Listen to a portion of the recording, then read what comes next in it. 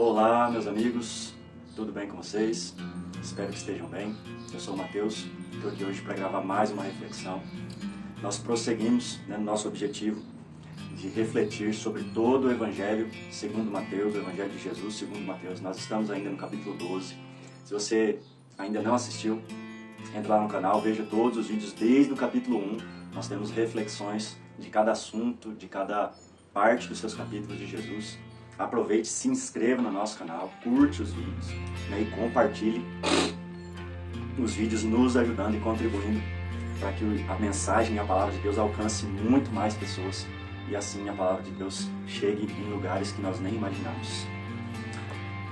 Vamos para a nossa leitura de hoje. Nós estamos no capítulo 12. Nós vamos ler a partir do versículo 43 até o 50. Leia junto comigo. Todas as vezes pegue a sua Bíblia, acompanhe, leia a palavra, reflita também você, faça as suas próprias reflexões, a sua leitura, e que Deus possa falar ao seu coração, certamente falará. Vamos lá. Quando o espírito imundo sai de uma pessoa, anda por lugares áridos procurando repouso, porém não encontra. Por isso diz: voltarei para minha casa de onde saí, e voltando ele, a encontra vazia, varrida e arrumada. Então vai e leva consigo outros 7 espíritos, piores do que ele, e entrando habitam ali.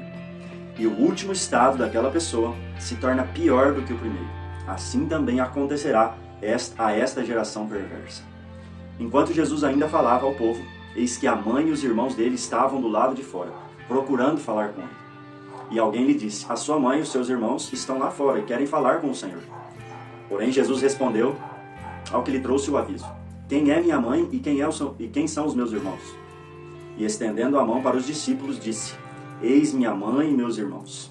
Portanto, aquele que fizer a vontade do Pai Celeste, esse é meu irmão, minha irmã e minha mãe. Até aqui. Só para a gente relembrar o contexto do que nós estamos lendo aqui, No capítulo 12 aqui, Jesus está dando vários ensinamentos, sendo confrontado pelos religiosos e confrontando eles, refutando as coisas que eles faziam de errado.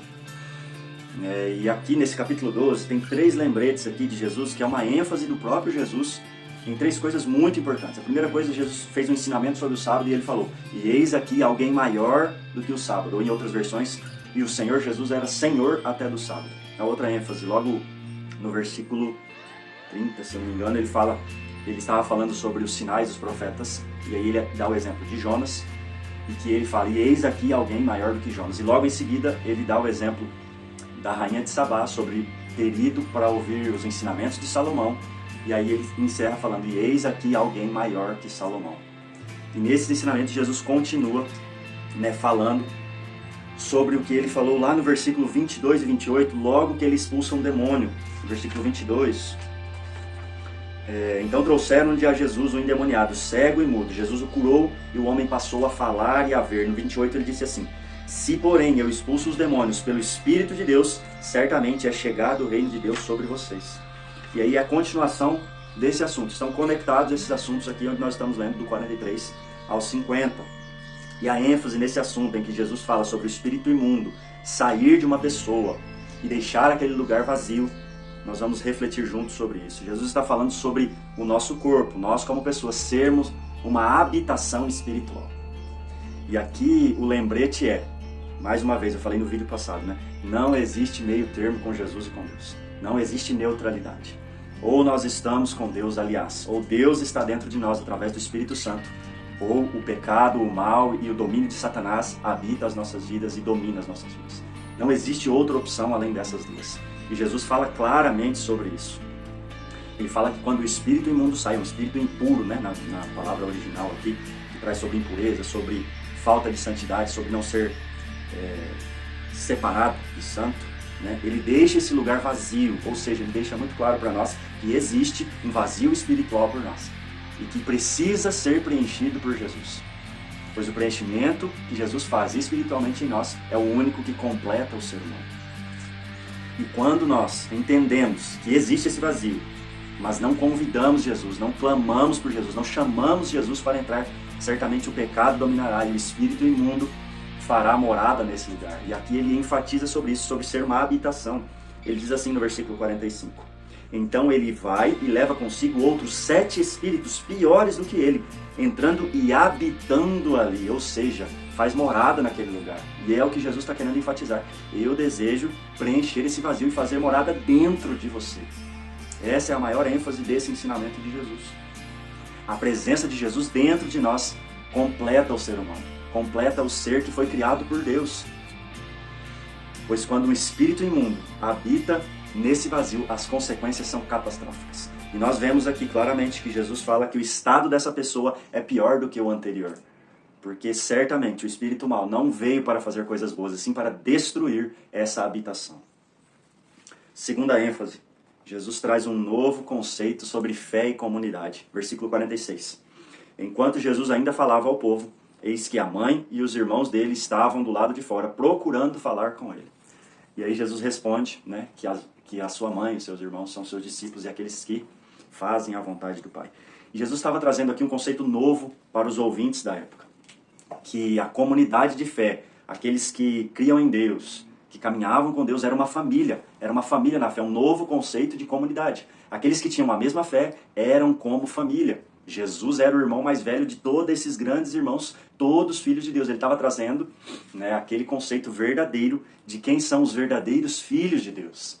Porque naquela época os religiosos e os descendentes sanguíneos, né, de Davi, de Abraão, achavam que Deus só era para esses. E aqui Jesus estava quebrando esse conceito e trazendo a realidade de que os verdadeiros filhos de Deus, a verdadeira descendência, a verdadeira família tinha a ver com a fé e a transformação do coração, e não de uma linhagem sanguínea somente. Os verdadeiros filhos de Deus são aqueles que fazem a vontade do Pai, são aqueles que obedecem a Deus. Esses são os irmãos e os filhos de Deus, são os irmãos de Jesus e os filhos de Deus. Não são simplesmente irmãos de sangue, nem da mesma religião da época, nem da mesma região que eles acreditavam, né? Que os povos que não eram dali não eram filhos de Deus. E sim, aqueles que fazem a vontade do Pai. Esses são os verdadeiros filhos de Deus. E essa mensagem de Jesus não era excluindo a mãe e os seus irmãos que eram sua família. Na verdade, Jesus estava incluindo pessoas que não tinham nenhuma referência nesse sentido. Jesus estava incluindo todos os filhos de Deus na grande família da fé. Era uma mensagem de inclusão de uma nova realidade, de que os filhos de Deus eram uma família. E essa é a segunda grande ênfase da nossa reflexão de hoje. Vamos orar? Pai, em nome de Jesus, muito obrigado. Obrigado porque nós temos um vazio. E eu te agradeço porque eu sei que o Senhor deseja preencher esse vazio. E essa é a minha oração. Preenche o vazio que existe em nós espiritualmente. E que o Espírito Santo possa selar o vazio que há, Deus, dentro de nós, trazendo a verdade de quem o Senhor é, a certeza do teu amor por nós, a certeza da salvação, do resgate, Deus, da esperança que temos no Senhor. Deus, obrigado porque o Senhor trouxe para nós o verdadeiro sentido de família e de filhos de Deus. Aqueles que foram adotados em Cristo Jesus e selados pelo Teu Espírito são uma grande família na fé, espalhada por todo o mundo, Deus, e de todas as gerações nós temos uma grande família de filhos de Deus e irmãos de Jesus. Traz mesmo essa realidade com a revelação da Tua Palavra no poder do Teu Espírito. Alcance cada coração, preencha e traz mesmo esse senso de pertencimento da família da fé. Eu oro em nome de Jesus. Deus abençoe você.